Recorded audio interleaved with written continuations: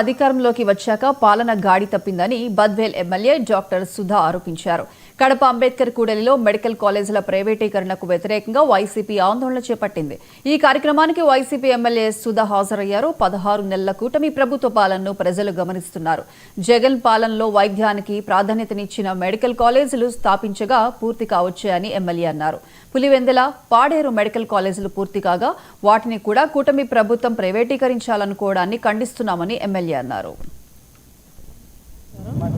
ఈరోజు మనమందరం కూడా ఈ 16 నెలల కూటమి ప్రభుత్వం పాలన ఏ విధంగా ఉందో అందరూ చూస్తున్నారు. జగన్మోహన్ రెడ్డి సార్ తన టెన్యూర్లో 19 నుంచి 24 వరకు 2 ఇయర్స్ కోవిడ్ పోయిన తర్వాత కూడా ప్రజా ఆరోగ్యం పట్ల, ప్రజా సంక్షేమం పట్ల ఆయన తీసుకున్న వినూత్నమైన నిర్ణయాలందరూ కూడా అందరూ చూస్తున్నారు, అందరూ గర్విస్తున్నారు కూడా. ఆయన పాలనలో మేము పనిచేసినందుకు మేమంతా కూడా గర్వపడుతున్నాం. ఎందుకంటే యాజ్ అ డాక్టర్ కూడా మేము గమనిస్తే మెడికల్ అండ్ హెల్త్లో ఎంత గొప్ప సంస్కరణలు కానీ, ఎన్ని జాబ్ ఆపర్చునిటీస్ కానీ జగన్మోహన్ రెడ్డి సార్ టైంలో వచ్చినంత మనం గతంలో ఎప్పుడు రాలేదు.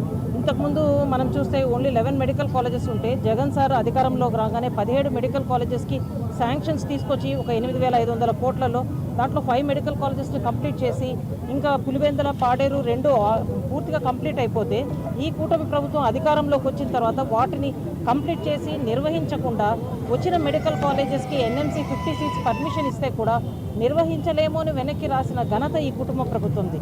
ఇంకొక 5,000 కోట్లు పెడితే ఈ మిగిలిన మెడికల్ కాలేజెస్ కూడా పూర్తి అయిపోతాయి, వాటిని ప్రజల్లోకి తీసుకొస్తాము, పీపుల్ ఉంటారో వాళ్ళందరికీ ఉపయోగపడుతుంది అన్న విధానం లేకుండా వాటిని పీపీపీ మోడ్లో ప్రైవేటీకరణ చేయడానికి ముందుకెళ్తున్న ఈ ప్రభుత్వ విధానాన్ని వ్యతిరేకిస్తూ మేమందరం కూడా ఈరోజు మా పార్టీ అధినాయకుడు వైఎస్ జగన్మోహన్ రెడ్డి గారి పిలుపు మేరకు దళిత సంఘాలందరం కూడా ఈరోజు ఈ కార్యక్రమం చేయడం జరిగింది. మేమందరం కూడా దళిత నాయకులు